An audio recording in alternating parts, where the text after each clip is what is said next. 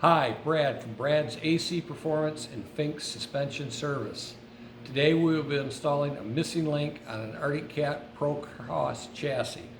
That's Pro Cross. It's also used in the Yamaha. I don't know what they call it in the Yamaha chassis. I will show you throughout the video how to identify the Pro Cross chassis and why there's a difference. I have already begun the process by removing the suspension from the snowmobile and pre-prepping a lot of the work that doesn't need to be tediously gone through in the video, but I will show you what I did. And I will also explain to you that everything that you see me installing is prototype. What you will receive will be in the photographs in the item description on the website, Bradsautoglass.com, which is another one of my companies with a checkout system website where you can purchase using PayPal, Amazon Pay, or your credit card. Let's get started. So as you can see, I've already got the suspension out and on the sawhorses so that I can work on it. And you're going to need to remove a few bolts. You're going to want to make sure you've completely taken the springs loose. That makes it a lot easier to get it out of the chassis. You're going to want to also at this time check all your wheel bearings, your high faxes, do any of your maintenance that needs to be done. Now, to identify a Pro Cross chassis, right here, this bar right here that attaches on the torque arm and comes down to the clevis, as you can see, it runs underneath the shock and up and to the lower mounting point on the torque arm.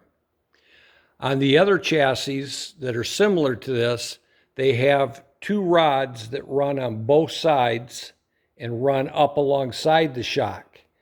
This has one rod. That's how you identify the Pro Cross rear suspension.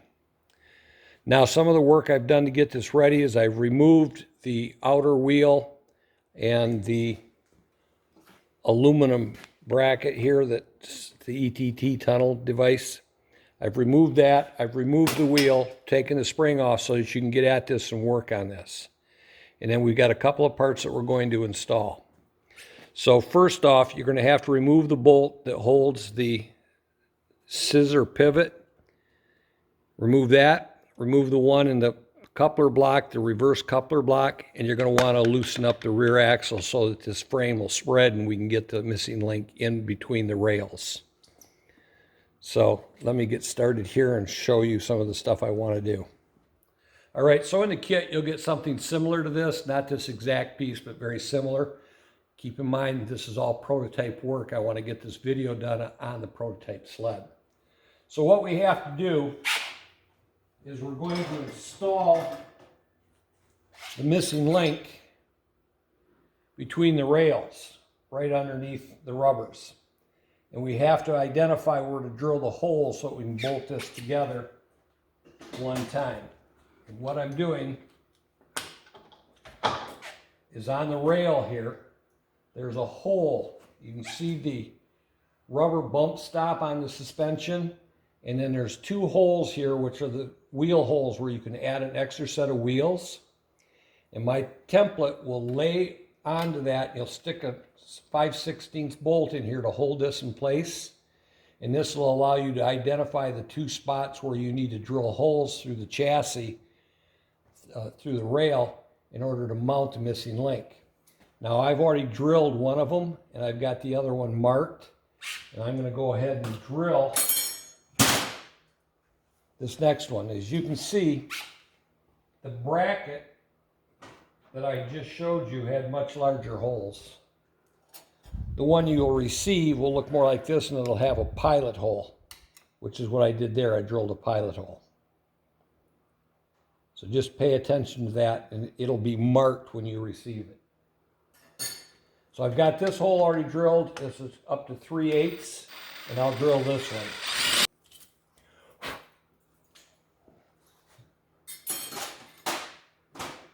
As you can see, that drills very easily. Now you're going to want to repeat this process on the other side so you have holes on both sides, but I'm going to speed this process up so that you can see how this goes together. That'll lay in there. You'll pull the rails. It'll drop down in.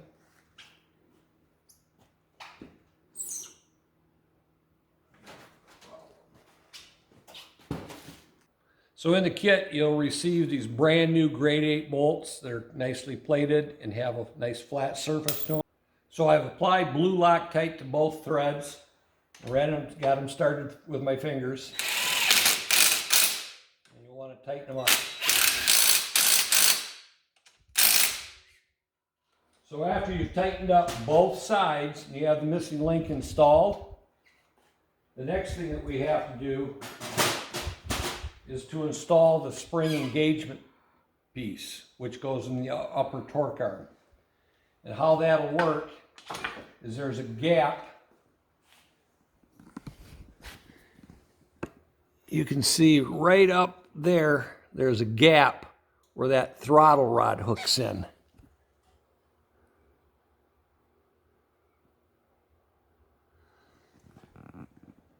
Okay, come get it right here. So there's a steel shaft right here that the spring adjusters are mounted to. And in my piece, I've got a notch, and this will fit right up inside here.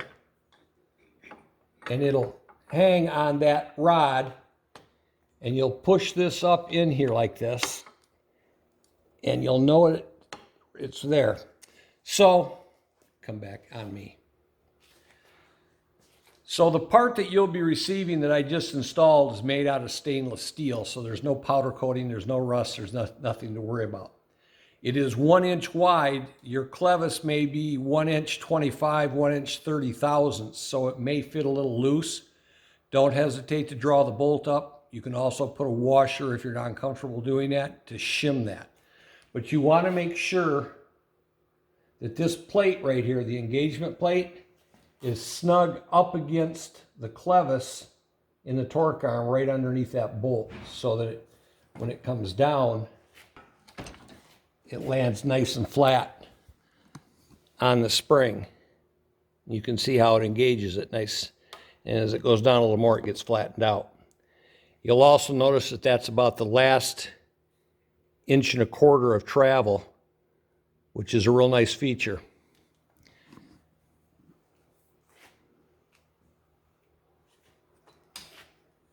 So once you've done that, made sure you're comfortable and got it where it belongs, you're going to take your drill. I don't have a template for this, and I'm not going to because of variations in chassis. But you can see where the 1 inch square is, and I can see back there the second one. I'm going to pick a spot right up here so I go clean through. And it's really important not to have your drill hole. So it's really important that when you drill through this piece, you can see I got 2 pieces on top of each other welded together, that you don't hit this seam. You want to get into the hollow part so that the bolt can go all the way through. So I'm going to reinstall this and hear it click into place. And I can see this top bar and where it's at. And I'm going to go right up here, giving myself enough room to get the bolt through. I'm using a 1/8 inch drill so I get a nice drill hole. All right, so I've completed my test and I've drilled all the way through with the 1/8 inch drill.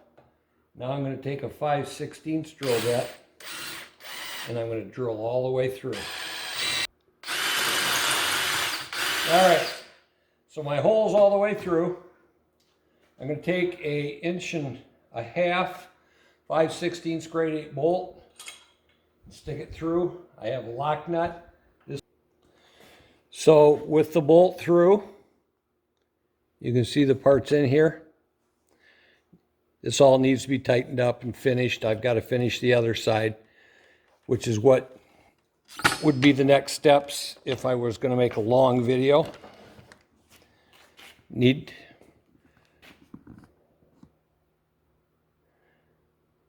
So with this side finished up, that bolt just needs to be tightened. The other side needs to be finished up. Of course, you just repeat what I did on this rail on this side and transfer it to the other side. And you can see how nice those bolts fit in there, and they get plenty of meat. And So that completes the installation. It's pretty simple. It's pretty straightforward. If you have any questions, call technical support. It's on the website at snowmobileshocks.com. If you decide to purchase it, it'll take you to a link that takes you over to my other website, Bradsautoglass.com, which has an e-commerce suite, which allows you to pay for it with PayPal, Amazon Pay, or credit card at checkout. For Brad's AC Performance, Fink Suspension Service, Bradsautoglass.com. Thanks for watching.